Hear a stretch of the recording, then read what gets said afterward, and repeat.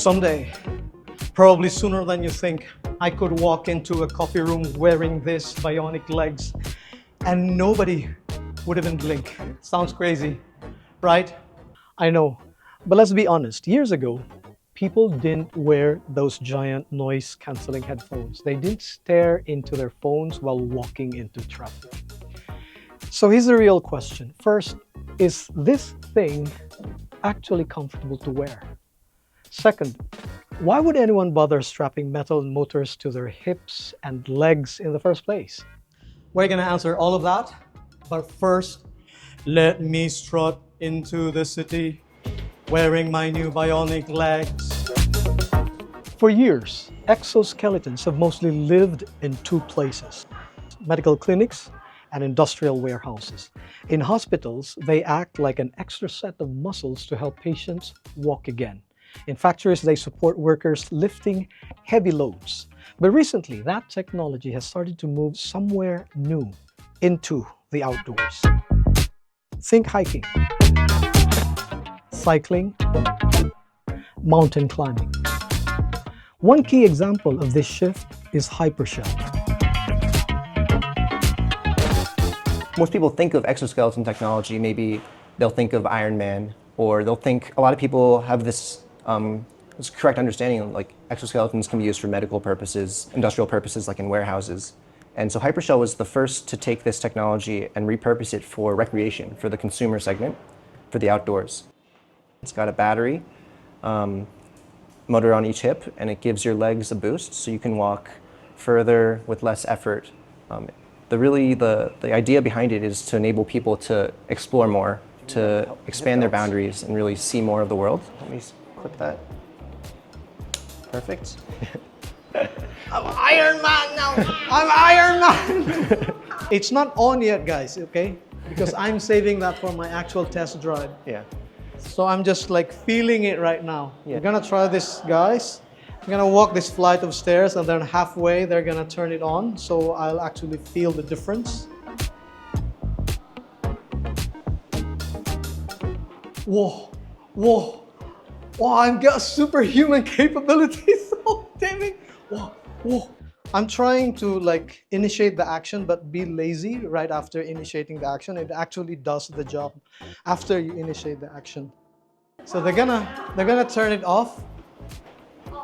It's off. Yeah, there is a very distinct difference. Today's consumer exoskeletons aren't mainstream yet, but that could change faster than we think.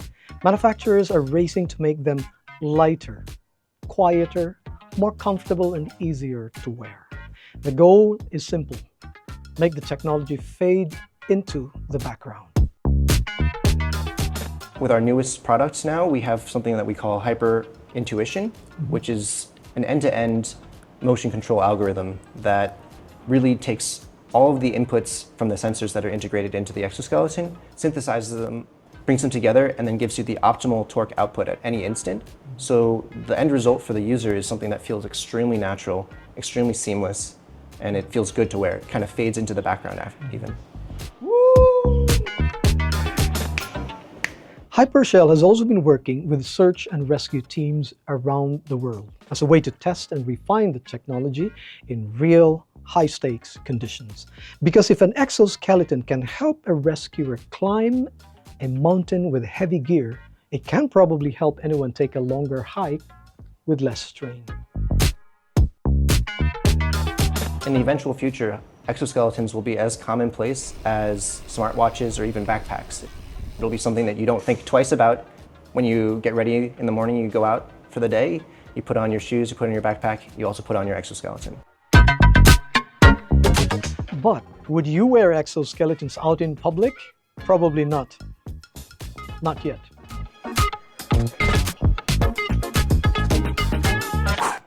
Yeah, I'm just curious, what would be your thoughts if you see someone wearing exoskeletons in public? Do you have any problem with your legs? Or maybe it's counting how many steps you... So okay. I think this is for some handicapped or working. I think like it could be pretty helpful for like elderlies because they can't really walk that much, so I think they could use this. It'd be pretty beneficial. I didn't even notice it, so guess you have a lower back pain or something like that, no? It could be maybe an exercise or an experiment you are carrying, so I won't be surprised. Wouldn't really, surprise me to see people starting wearing this. I wouldn't think much of it. I think it'd be pretty cool. I would think it's pretty cool, honestly. I wouldn't judge. I feel like I'd be curious about it. Oh yeah, I've seen this before. I think it'd be pretty cool, to be honest. But yeah, I haven't really seen. I don't know how it works and stuff, but I've seen them online, and I think it's pretty cool. I think they're like very futuristic, and they're into like electronics and stuff.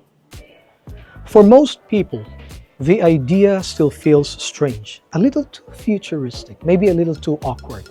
And that's a real barrier. Still, there's something bigger happening here. We often hear about robots replacing humans, taking jobs, making people less relevant. But exoskeletons flip that story. They're not about replacing us, they're about enhancing us. This is wearable robotics, machines designed to work with our bodies, not instead of them. It's a physical example of something we talk about a lot but rarely see. Genuine human-robot collaboration, that so-called human augmentation philosophy. It will take time for exoskeletons to become ordinary. But when they do, they'll be a sign that machines are helping us show up stronger, longer, and more capable for things that matter.